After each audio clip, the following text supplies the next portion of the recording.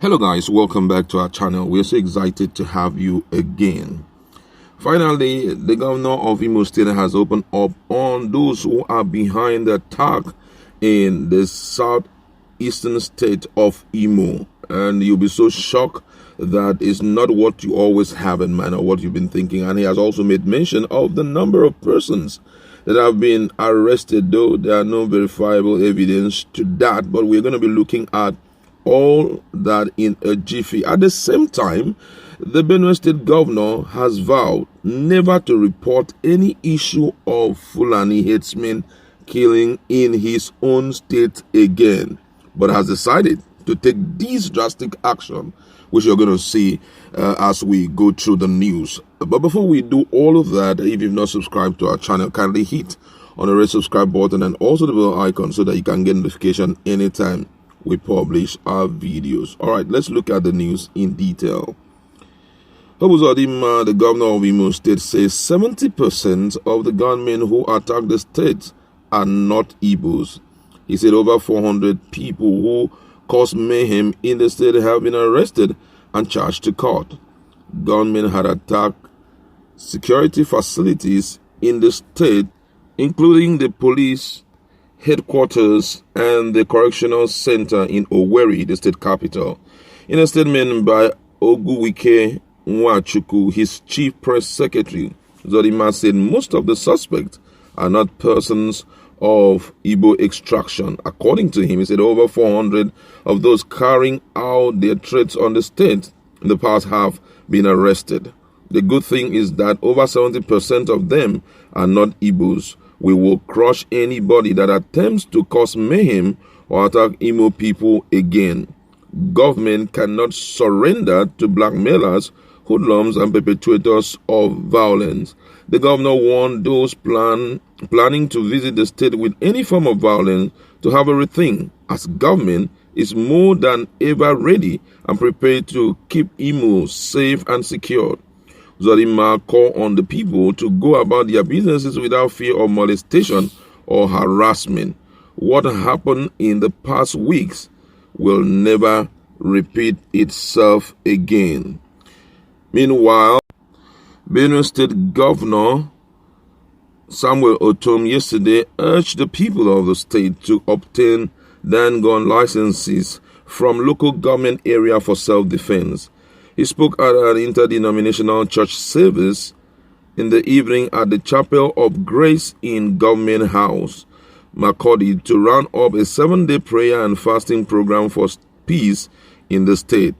According to him, he said, I will no longer announce the date of those killed by Fulani herdsmen.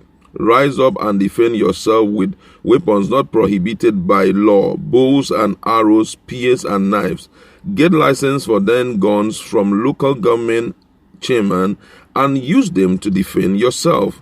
He added that as long as he remained within God's circle, no weapon fashioned against him would prosper. He said that God assured me some time back that as long as I live within the circle of his presence, no weapon fashioned against me shall prosper. The state chairman of the Christian Association of Nigeria, Can Reverend Ekpeng Leva, assured the governor of the support of the church to secure the lives of the people and for always rising up in their defense.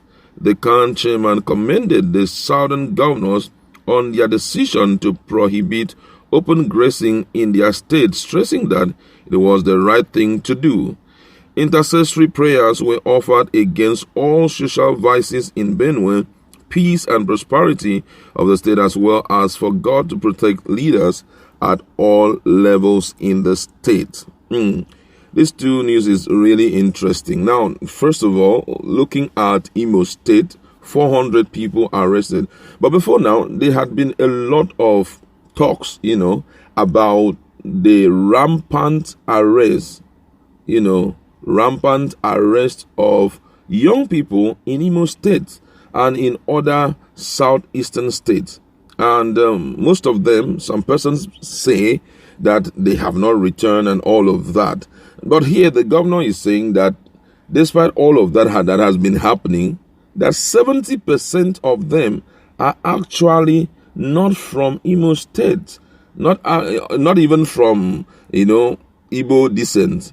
And the big question is, why not parade those people so that Nigerians can identify them? Because as at this point, where people are crying, but then what is coming from the state government is different, and it seems as if everything is calm. I could still remember some time ago in the media, some persons came up and some parents said that they've decided to send their children away from Imo State because of the heavy presence of the military, and not just the presence of the military, and a lot of things that is going on in the state, that young people are arrested without any reference to whoever you are and all of that. And it has been a serious thing of concern, not just to ordinary citizens. Even the likes of Ohanes and Igbo have spoken about it. The likes of different kinds of Igbo group, the Ohanese youth also have spoken about it, that they are rampantly, without any order, arresting young people,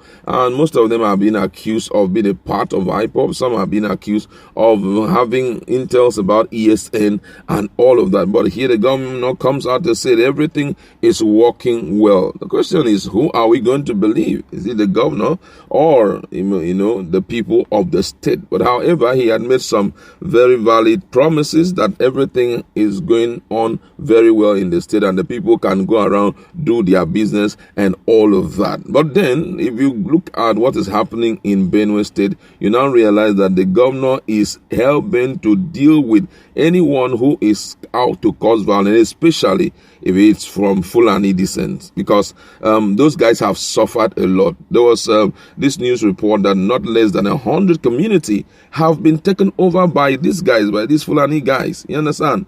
And the governor have over time been reporting in, pointing fingers at different people, screaming and shouting. Nobody seems to respond. And now with what he has said, I mean, I'm a little bit like, what's going to happen there? Is it going to be another theater of war? You understand? Because if the governor will say something like that, hey, make use of everything that is not prohibited by the law, which is the only thing prohibited by the law, is mostly gone, and say, defend yourself. We won't talk again. Let's seal this thing. The case of Samuel Ortom has been widespread. One of the times when I think Sahel Hassan, who is the secretary of Meiti Allah, when he came on board, when he was talking and getting overly angry, the first person he mentioned was Samuel Ortom, that he has been causing a lot of violence against their own people and all of that, and gave him a lot of nothing, either vagabond or something. Just to show you that the guy's name has spread everywhere, nooks and crannies of Fulani territories. You understand? But right now, he said, I don't want to make noise again, And this is, for me, that statement is very powerful. When someone said, I won't complain again, it therefore means there's a plan B.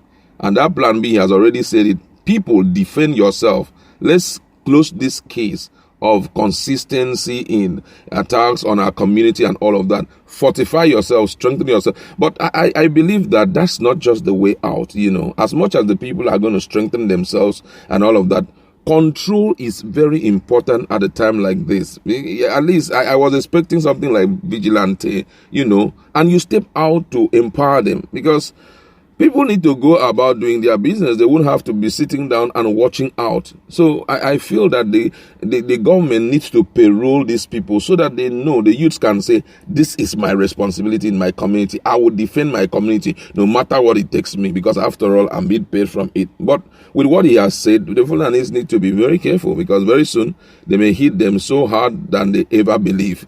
However, I like to leave it there, looking at the two situations, the security situation in the state, in those two states. What do you have to, contribute? Do you think that the step taken by Samuel Ortom is the right one, in the right direction, and that everything said by Governor Uzodinma is nothing but the truth? Let's interact in our comments.